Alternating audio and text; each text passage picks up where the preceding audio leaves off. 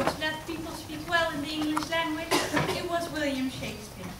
My name is Portia, and I am one of the lead roles of Shakespeare's play, The Merchant of Venice.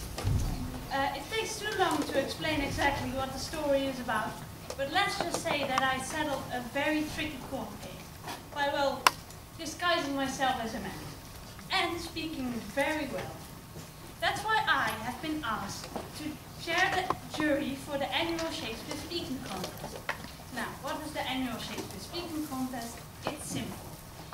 Characters from the plays from Shakespeare come up on the stage to perform a speech, and the jury decides who does so the best.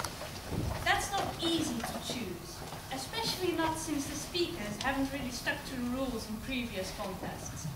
That's why I need your help. You need to be my jury. It doesn't matter if you don't know the place the speakers are from. Just listen to the characters performing their speech and decide who does so the best. And then you can vote, and we can crown the winner champion of the Shakespeare Speaking Contest. Isn't that how it's done on all those television shows? Well, thank you in advance. Let me introduce our first candidate. He's no less than a king, King Henry V of England. I hope he can make it here, because he is currently leading his army in a battle against the French. Ah, there he is. Once more to the breach, dear friends, once more, or close the wall up with our English dead. In peace, there's nothing so becomes a man but modest still as at humility. But when the blast of war blows in our ears, then imitate the action of the tiger. Stiffen the sinews, summon up the blood, disguise fair nature with hard-favored rage. Lend the eye a terrible aspect. Now set the teeth and stretch the nostril wide. Hold hard the breath and bend up every spirit to its full height. On, you noblest English. Dishonor not your mothers. Now attest that those whom you call fathers did indeed beget you. And you, good human, whose limbs were made in England, show us here the metal of your pasture. Let us swear that you are worth your breeding, which I doubt not, for there is none of you so mean and base that hath not noble lustre in your eyes. I see you stand like greyhounds on the slips, straining you upon the start. The game's afoot. Follow your spirit and you upon this charge cry, God for Harry, England and St. George!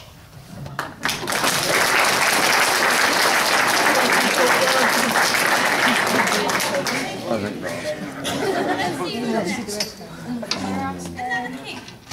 King Duncan of Scotland. He is staying currently at the house of his general Macbeth. But what I've heard is that the Macbeths want the Scottish throne for themselves. What if they try to... No, we are all here. I don't think Macbeth would dare harm the king in front of such an audience. Oh, and here's someone.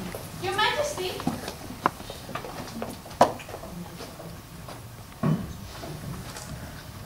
What do you mean? Still at pride, sleep no more, to all the house. Lance that murdered sleep, and therefore father shall sleep no more. Macbeth shall sleep no more. This is not right. I'll go and get the guards. Guards! Who was it that does crime? Go get some water and wash these filthy witness from your hand. Why did you bring these daggers from the place? They must lie there. Go carry them and smear the sleepy grooms with blood. I'll go no more. I am afraid to think what I have done. Look on again, I dare not. Infernal purpose! Give me the daggers. The sleeping and the dead are but as picture. It's the eye of childhood that fears the painted devil. If you do bleed, I'll smear the sleepy grooms with blood, for it must seem their guilt.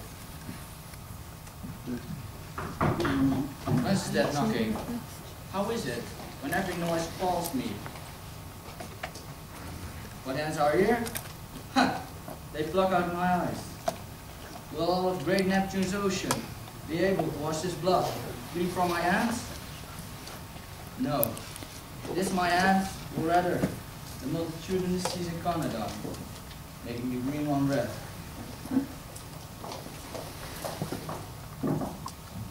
My hands are of your color, but ashamed to wear a heart so white. I hear a knocking at the south entry. Let us return to our chambers.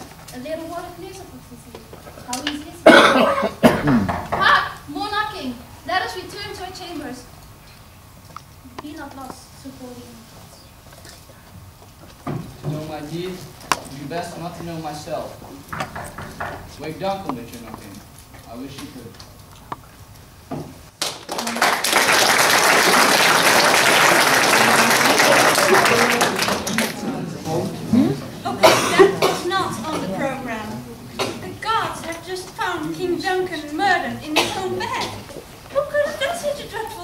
I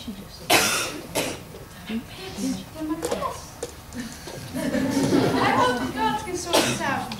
Now, the next speaker is an actual contestant in the speaking contest. Please welcome Romeo Montague, citizen of Verona. That's all. Alright, we're on a window break. It is Eve, and Juliet is his son. Arise, fair son, and kill the envious moon who's already sick and filled with grief. That you and me are far more fair than she. It is my lady, who is my love. Oh, what if she knew she were. She speaks, yet she says nothing. What then? Her eye discovers. I will answer. I'm too bold. It is not to me she speaks. Two of the fairest stars in all the heavens, having some business, began also her eyes to twinkle in that face, the lady would go. One of her eyes was there, in her head. The brightness of her cheeks would shame those stars, as daylight does the land. Her eyes in heaven, through the airy region, became so bright, the birds would sing and think it were not night. See how she leans her cheek upon her hand. Oh, then all her blood upon the hand saw my pleasure cheek. Thank you very much, Romeo. There was more like it. Now, the next contestant is... Excuse me, Miss Capulet. You are not in this contest. Oh, Romeo, Romeo, wherefore art thou, Romeo? Deny your father or refuse your name. But if you will not, let me swear my love, and I'll no longer be Capulet. It is but your name that is my enemy. You are yourself, but not Montague. What is Montague? It's nor head, nor arm, nor foot, nor face, nor any other body part belonging to a man. Oh, be some other name. What's in a name? One which we call a rose, but any other name would smell as sweet. So Romeo would, were he not called Romeo. Attain that dear perfection which he owes without that title. Oh, please, Romeo, drop your name. And for that name which is no longer part of you, take all myself. Amen.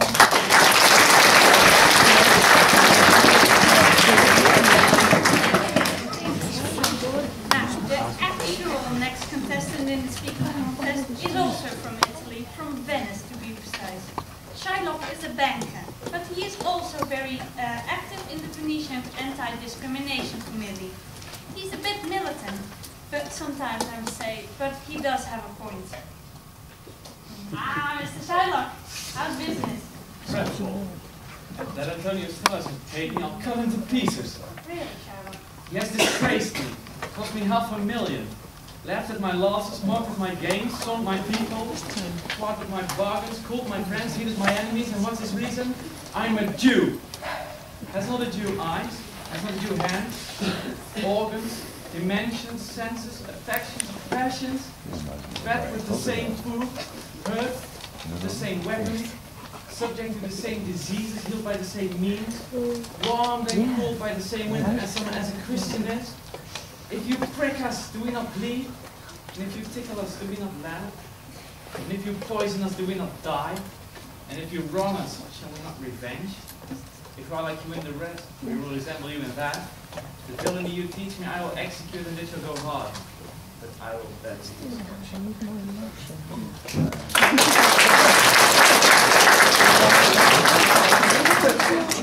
Was that a speech, you think? Or was he just really angry? Well, if he was, then it was eloquent anger, I must say. Now, one last candidate to go, the Lady Beatrice. She is famous for her sharp tongue, so I wonder what she will have to tell us. Beatrice, this is a speaking contest, not a singing competition. Oh, don't be such a bore, Portia. Oh, those speeches are so serious. I want to bring some sparkle and wit into the procedure. Right, fine. Sigh no more, ladies. Sigh no more. Men were deceivers ever. One foot in sea and one on shore. So, sigh not so, but let them go. And be you blithe and bunny, perverting all your sounds of food into hey nonny nonny. Sing no more ditties, sing no more. Of dumb so dull and heavy, and sigh not so, But let them go. And be of life and money, converting all your cells of food to reign on the earth.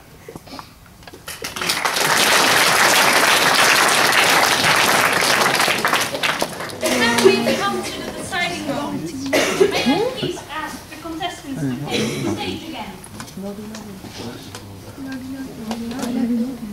Contestants?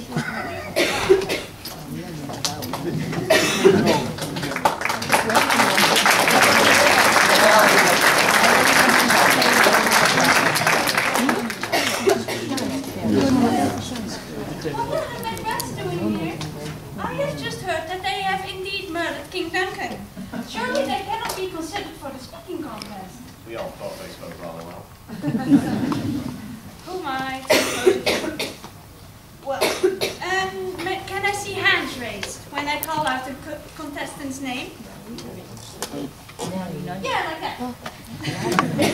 Who should be the winner of this year's English speaking contest? Should it be King Henry? Should it be Macbeth and Lady Macbeth? Should it be Romeo and Juliet? Should it be Shylock? Should it be Beatrice?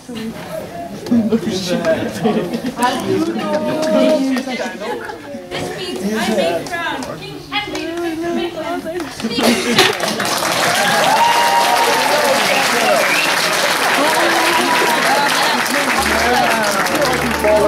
Yes.